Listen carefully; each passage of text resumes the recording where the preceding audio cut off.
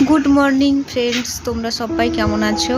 আশা করি ভালো আছো। আজকে আবারও একটি নতুন ব্লগে তোমাদের সবাইকে স্বাগত জানাচ্ছি। আই হোপ ব্লগটি ভালো লাগবে। সকাল সকাল ঘুম থেকে উঠে ফ্রেশ হয়ে নিয়েছিলাম, তারপরে কিছু কিছু কাজ আগের থেকে গুছিয়ে রেখেছিলাম। কিছু কিছু কাজ বলতে বাসন টাসন ধোয়া মাজা সব কিছু আগে থেকে করে গ্যাস ট্যাস মুছে তারপরে তোমাদের সামনে ভিডিও করতে চলে এলাম। তো আমার হাজব্যান্ডকে স্কুল পাঠিয়ে দিলাম, সকাল ওই 6:30 নাগাদ সে বেরিয়ে গেল। আর 7টা থেকে আমি ভিডিওটা অন করলাম। আধা ঘন্টা বসেছিলাম, বসে একটু আমিও ফোনই দেখছিলাম, কিছু আপডেট দেখছিলাম, কোনো খবরাখবর দেখছিলাম। সকালবেলায় উঠে দেখবে মনে হয় সবসময় যেন যে খবর কিছু যদি আছে।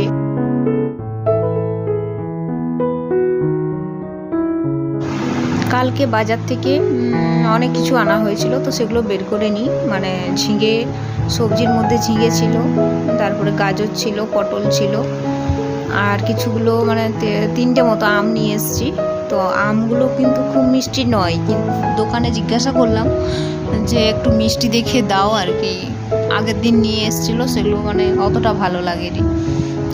আর এখন রান্নাবান্না কী করবো সেটাই ভাবছি। ভাতটা বসিয়ে দিয়েছি, আর এদিকে ঝিঙে ভাবছি কেটে ঝিঙে পোস্ত একটু করে নিই, তারপরে কি করব তারপরে ভাববো।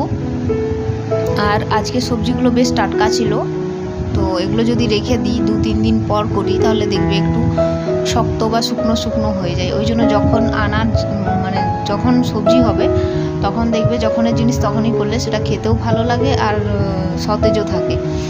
আর ওই জন্য বেশি সবজি আনা হয় না, একটু একটু আনা হয়, যেদিনের যতটুকু খাওয়ার বড় যে 2 দিনের মতো। এর থেকে বেশি আনলে আবার সবজিগুলো নষ্টও হবে, প্লাস শুকনোও হয়ে যাবে। আর একটা ছোট সাইজের আলু মিশিয়ে দিলাম। তারপরে ভাবছি তরকারিটা একটু করে নিই। তো তার জন্য কড়াইটা গরম হতে দিয়ে দিয়েছিলাম। কড়াইটা গরম হতে দিয়ে হালকা একটু হলুদ দিয়ে দিলাম যাতে তেলটা না ছিটকে আসে। আর তারপরে এই যে একটু পেঁয়াজ কুচি করে রেখেছিলাম সেটা দিয়ে দিলাম। আর এই পেঁয়াজটা ভাজা ভাজা করে তারপরে এই ঝিঙে আর আলুটা দিয়ে দেবো। ঝিঙে আলুটা খুব সুন্দর করে ভেজে নেব। আর এখন কারেন্টটা চলে গেছিলো, তো ওই সময়টা অফ করেছিলাম। তারপরে যে দেখো ঝিঙে আলুটা খুব সুন্দর করে ভেজে নিচ্ছি যাতে ঝিঙে আর আলু থেকে তেল ছেড়ে যায়। খুব সুন্দর করে কিন্তু ভাজতে হবে, যেন গন্ধ না থাকে, একটা কাঁচা গন্ধ নয়তো রয়ে যায়। তো খুব সুন্দর করে ভাজার পর তারপরে একটু পোস্ত দিয়ে দিলাম। পোস্তটার সাথে একটা কাঁচা লঙ্কা বাটা ছিল। তো তারপরে এই রান্নাটা কিন্তু খুব টেস্টি লাগে খেতে। তোমরা কমেন্টে জানাবে কারা কারা এরকম করে করো। তারপরে এই যে কড়াইয়ে আবারও একটু পরিষ্কার করে তেল দিয়ে ডিম আর আলু সেদ্ধ করে রেখেছিলাম, ডিম দুটো, আর আলুটা ছোট ছোট করে কেটে নিয়েছিলাম। তো ডিম আর আলুর তরকারি ভাবছি করে নেব। আজকেও কিন্তু মাছ এসছে ঠিকই, কিন্তু মাছ দাঁড়াতে দাঁড়াতে আমি বেরোতে বেরোতে সে চলে গেল, শুনতে পেলো না আর কি। তো কিছু করার নেই, আজকেও ভাবছি কী করবো না, ডিমের ঝোল করে দিই তাহলে।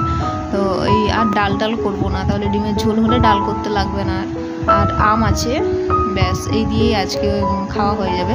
তোমরা দেখবে খুব বেশি তরকারি লাগে না, একটা কি দুটো, একটা ভাজা, একটা ঘন্ট বা একটা আমিষ হলেই হয়ে যায়। তার সাথে আবার আম আছে, আবার দই টই যদি সে নিয়ে আসে তাহলে হয়তো খুবই ভালো।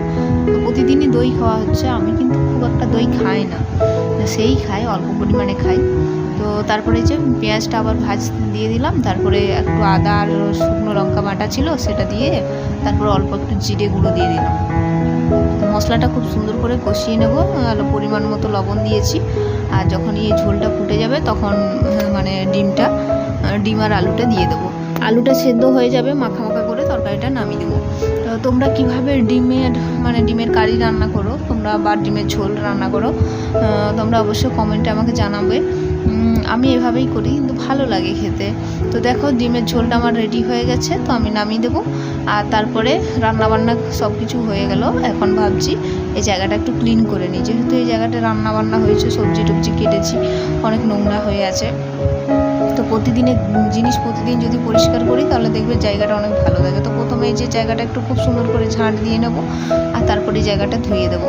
তো তোমরা যারা ভিডিওটি দেখছো প্লিজ একটা লাইক করে দেবে। আর তোমরা যদি আমার প্রতিদিনের পুরো ভিডিও সারাদিনের ব্লগ ভিডিও দেখতে চাও তাহলে অবশ্যই আমাকে কমেন্টে জানাতে পারো, আমি তাহলে সারাদিনের ব্লগ ভিডিও তোমাদেরকে দেখাবো। এখন আমি সকালে উঠে আমার কাজগুলো কি করি, সকাল থেকে রান্নাবান্না এই যে কাজগুলো করি সেগুলোই তোমাদের সাথে শেয়ার করি। তো ভিডিওটি যদি ভালো লাগে অবশ্যই লাইক করবে আর পাশে থাকবে। তো তোমাদের সাথে কথা বলতে বলতে দেখো বারান্দাটা ধুয়ে নিলাম। আর বারান্দায় দেখছো তো দরজার সামনে খুব সুন্দর দুটো পাতাবাহারের গাছ। তোমাদেরকে এটা আমি অন্যদিন দেখাবো, আজকে ভিডিওটা মানে এইটুকুই ক্যাপচার করা হয়েছে। তো আজকে আমি এত দূরই রাখলাম পর্বটা, দেখা হবে তোমাদের সাথে অন্য